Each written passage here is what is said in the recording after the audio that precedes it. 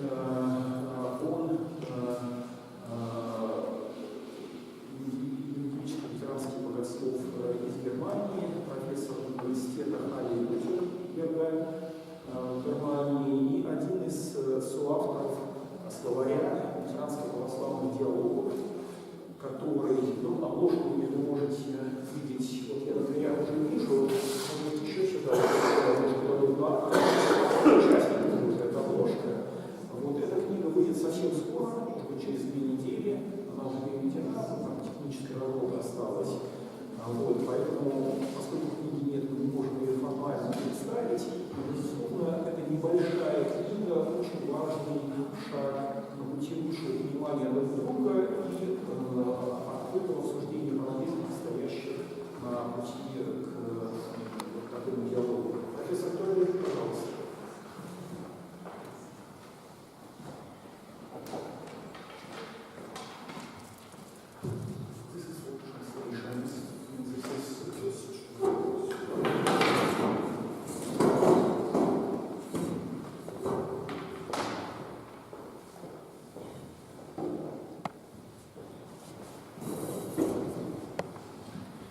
Most Reverend Archbishop, Reverend Fathers, dear colleagues, ladies and gentlemen,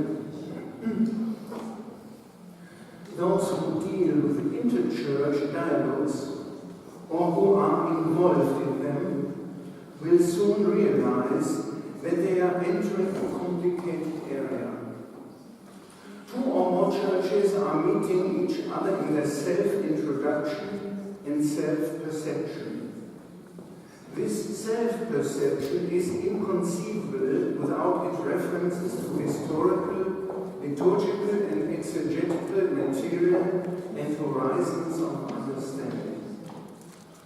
These, of course, are themselves complex to collect and sometimes controversial. So in the dialogues we have to deal with a number of different and complex contexts of discussions on different levels. Those who deal with interchurch dialogue or who are involved in them will soon realize that they are entering a complicated area. Churches are meeting each other in officially prepared and conducted meetings. This means topics are chosen not only from a traditional academic or spiritual agenda, but according to day-to-day church political expediency. The results of the dialogues may be accepted, filed, possibly even corrected by their mandators. And that also means that the dialogues are involved in contemporary historical context without them hard to understand. Yes, the dialogue would perhaps not have taken place without this context. Those who deal with interchurch dialogue or who are involved in them will soon realize that they are entering a complicated area. Churches are meeting each other in a special denominational psychology, with glimpses of friend and enemy picture, open or hidden assessments, things to pronounce, others to tell secretly. It can also not to be overlooked that the dialogues have friends and have enemies in the churches themselves, and that the dialogues are confronted with allegations from outside. Some of the friends expect a learning process for the churches in the present. Some enemies say the dialogues wouldn't lead to any results and are superficial. Since the middle of last century, the Evangelical Church in Germany is involved in officially headed bilateral theological discussions with 4 Orthodox patriarchs. If you look at the list of the heads of delegation of both sides, one can hardly speak of a second-class status of the dialogues. The dialogue with the Moscow Patriarchate, which officially began in 1959, according to preliminary discussions, has highlighted alongside the theological team's ecclesiastical prospects for reconciliation between Russian and German peoples after the legacies of the 20th century. Since the political changes, representatives of the Lutheran Church in Russia are involved. The discussions of the former Federation of Protestant Churches in the German Democratic Republic, 1974 till 1990, additional to the theological themes, particularly had in mind the common situation of the churches involved in the so-called socialist society. The dialogue of the Federation of Protestant Churches in the German Democratic Republic with the Bulgarian Orthodox Church wanted to facilitate contacts locally since 1978 and to be a sign of solidarity with the Church, which was in Bulgaria in a difficult political situation. These conversations are interrupted since 1992 due to a difficult situation within the Church in Bulgaria.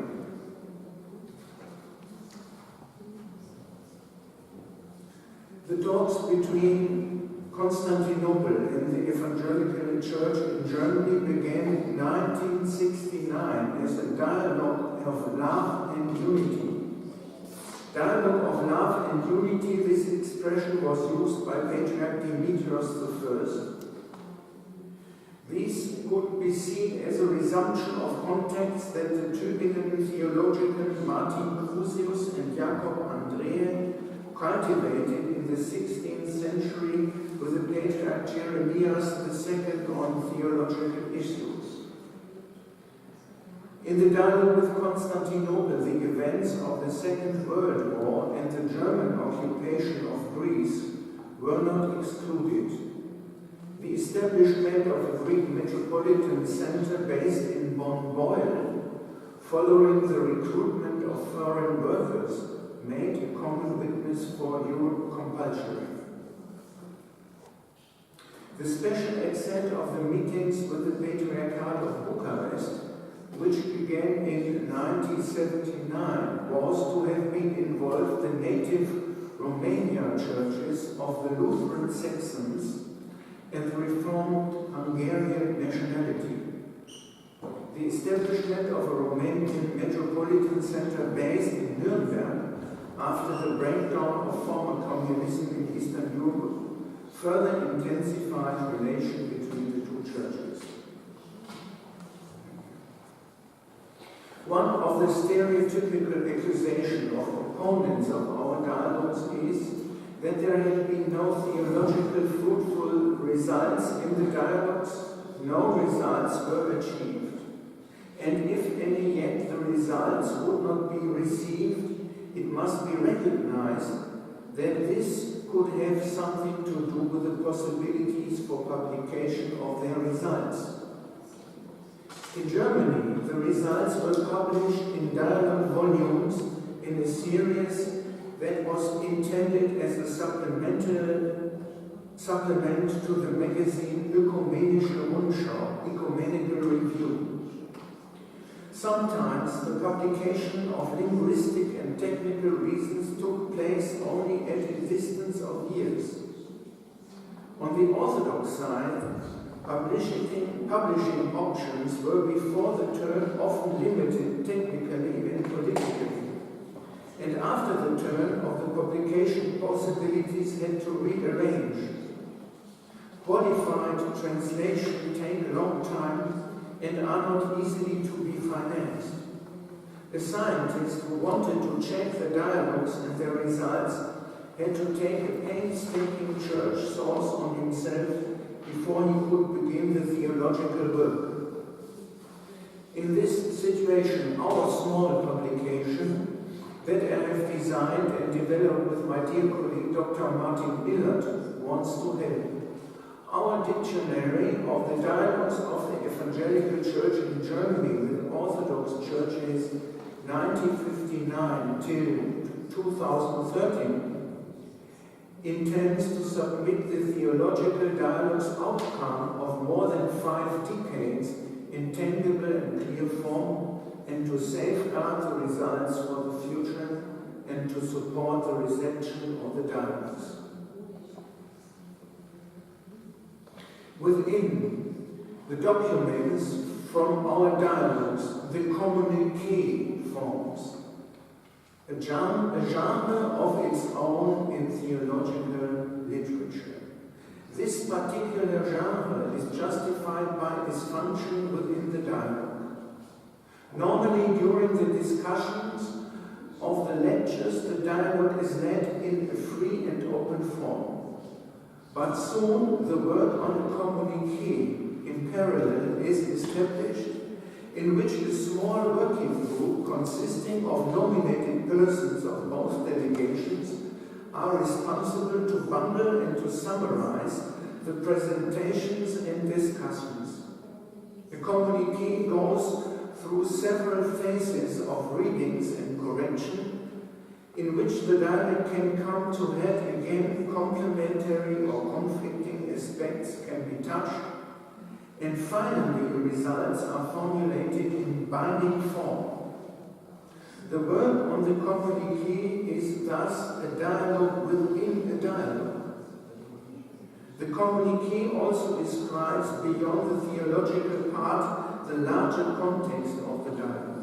This includes the name of the members of the delegations, the various topics, official visits and words of greeting, prayers and news.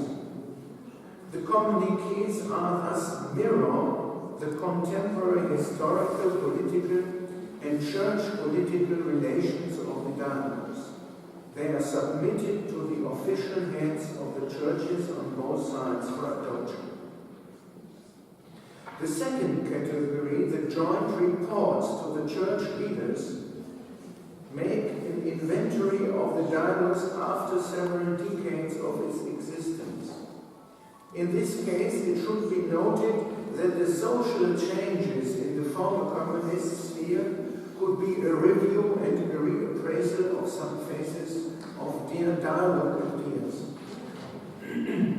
Not to forget also that the dialogues were already marked up to the reports of several generations of church leaders and theological teachers.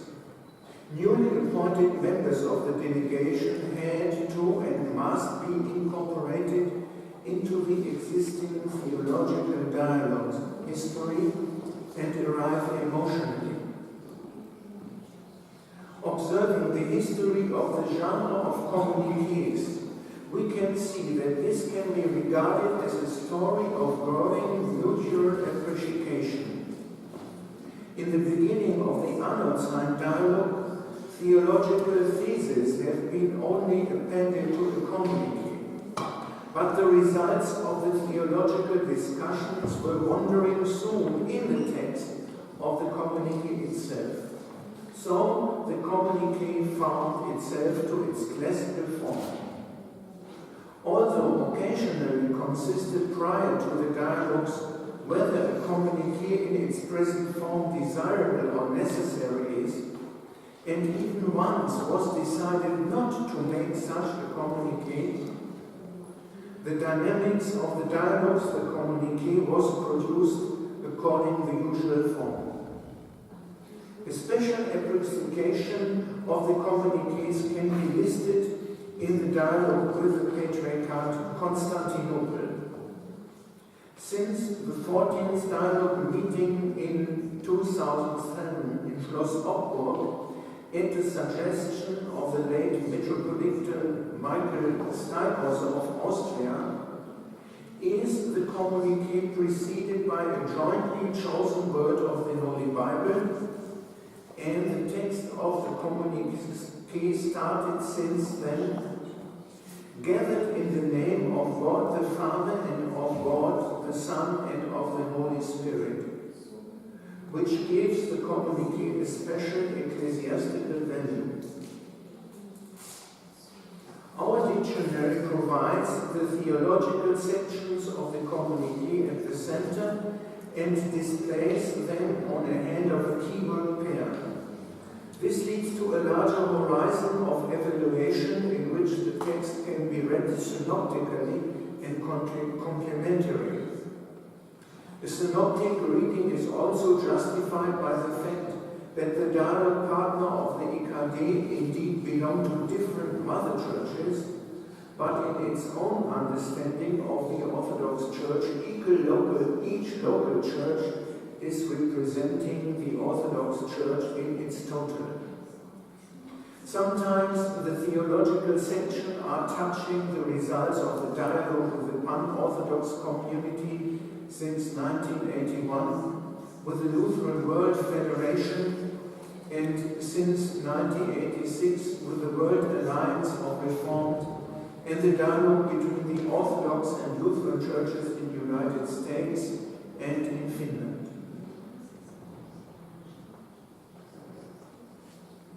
If we are reflecting and meditating the compilation of the theological results of the dialogues, we can see in general that in many aspects a surprising theological closeness has been described. This would not be expected on the background of long centuries of theological controversy and a lack of communication between the church branches necessarily. Perhaps in some moments, even an inkling is awakening that behind the controversy already shines through a unit which cannot yet be stated and had to be worked out, but might already be present on a meta level. It has often been expressed astonishment and in relief in the course of the discussions of delegation members from both sides at how close you can describe many theological contexts if you have left old stereotypical prejudices behind. The participating churches are just beginning to understand each other and each other to explore in a greater depth. For the reason we also have rejected a dialogue skepticism which is sometimes maintained in both Orthodox and Evangelical circles and in ever question the utility of the dialogues in question because they do not deliver rushed church policy outcomes. It is of course true that not every theological point which has been expressed unanimously carries immediately consequences for the churches or for church politics. Unlike the dialogue between the Western churches, partial consensus does not lead to mutual recognition. However, it has been founded that the theological dialogues themselves, which take place in the context of church meeting, have adopted a specific ecclesiological quality.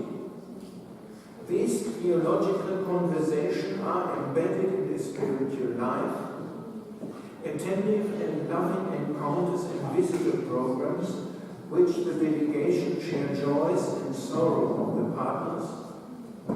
This quality can be described in terms such as a companionship or witness and service community between the churches. In the conversation with the Bucharest Patriarchate, our dialogue can be called even as ecclesial bond and spiritual event. Those who are working with our small dictionary of the dialogues of the Evangelical Church in Germany with Orthodox churches might perhaps sense a special dignity of the Evangelical Orthodox dialogue. Those who deal with interchurch dialogues I started with, or who are involved in them, will indeed soon realize that they are entering a complicated area. They will find the theological dialogue between contemporary history and church politics, between self-expression, friend and enemy pictures, and in the church between opponents and advocates. Whatever opinions are expressed, they should relate to the documents of the dialogues themselves. And I think each generation, each conference has to discover the way of finding the unity new in a new context. Okay.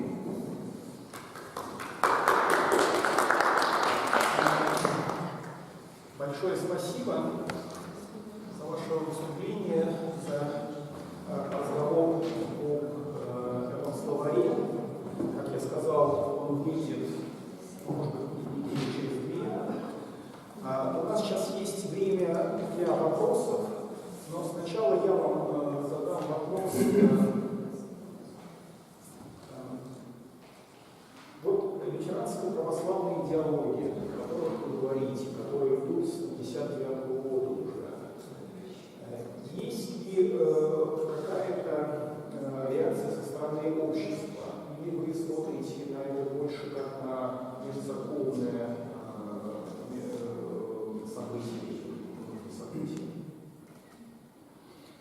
Oh, it's difficult to answer. I think in the general society there is no reflection. And also in the university theology very little, because the documents are not well known. Where we have Orthodox Lutheran or Orthodox Protestant reaction is another document which is not included here, a document about mixed marriage between Orthodox and Evangelical couple. We had this more than 10 years about, and one similar document about mixed marriage between Oriental Orthodox churches and Evangelical church in Germany.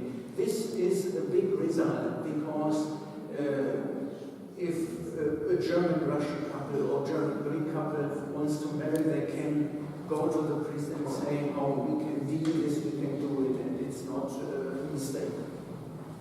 Спасибо.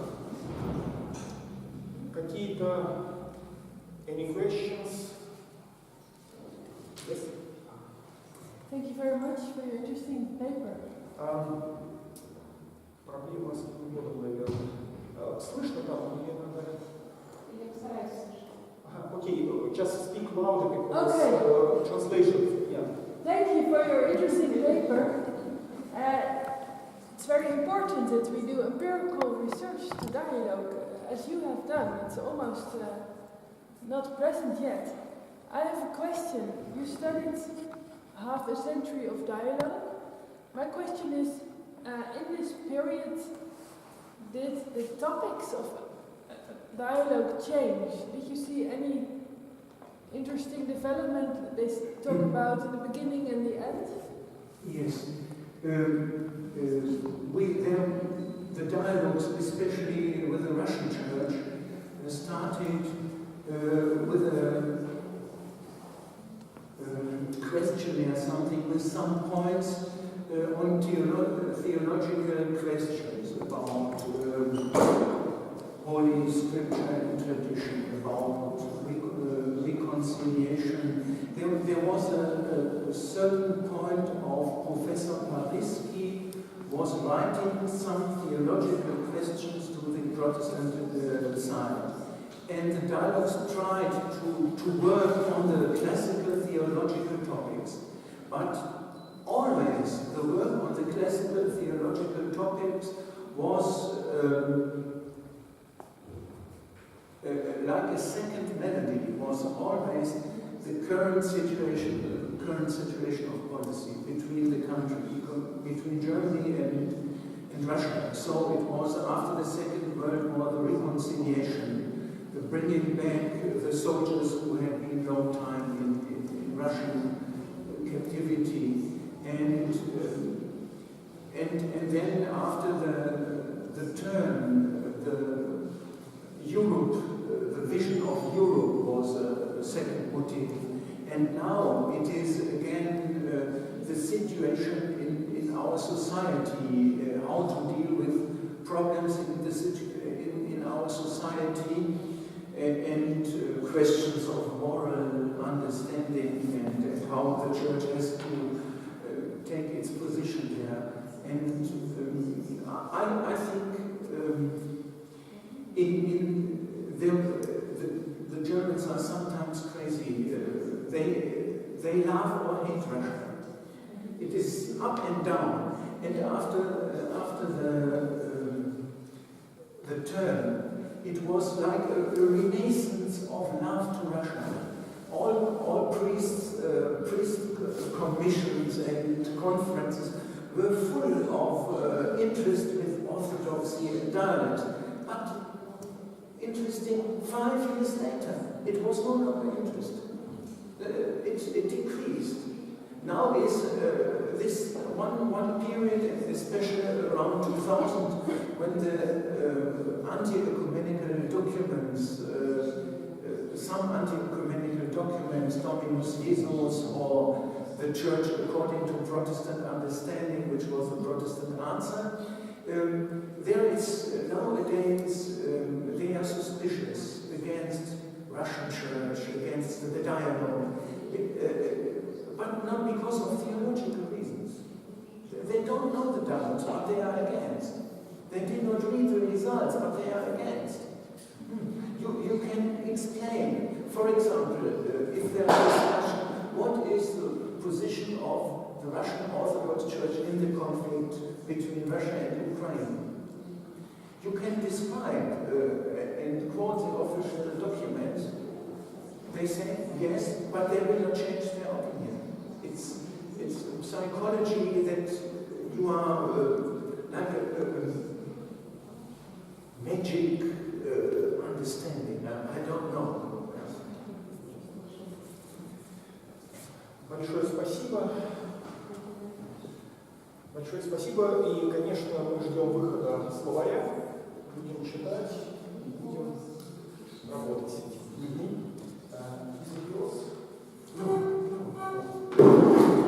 Окей. Теперь я приглашаю второго докладчика, профессор Джон Дик из Бельгии. Он будет говорить о фундаментализме, когда...